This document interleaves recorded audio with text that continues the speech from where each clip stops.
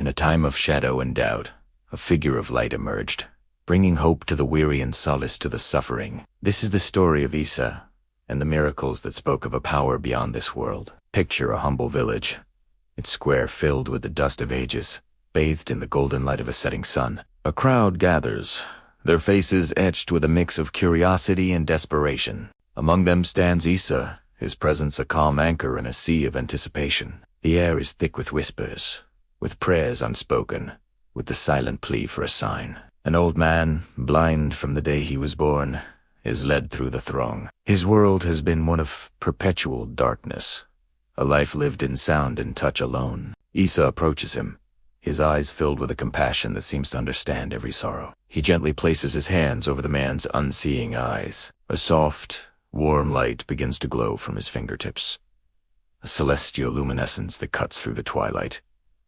As Isa prays, the light intensifies, and then fades. He removes his hands. The man blinks. Once, twice. His eyes, once vacant, now focus. A tear traces a path through the dust on his cheek as he gazes upon the world for the very first time.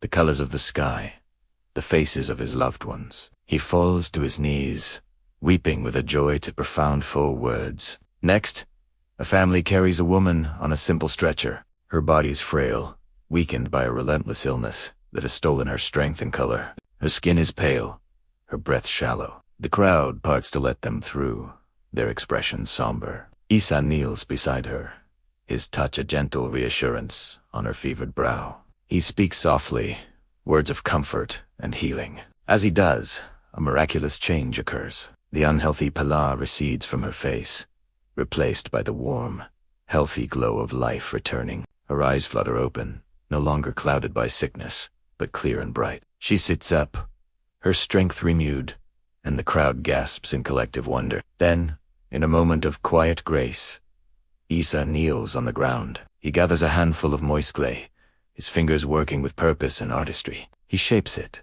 molding it into the form of a small bird. The crowd watches in hushed silence, captivated by this simple act. Holding the delicate clay figure in his palms, Isa brings it to his lips and breathes into it. It is a soft, life-giving exhale.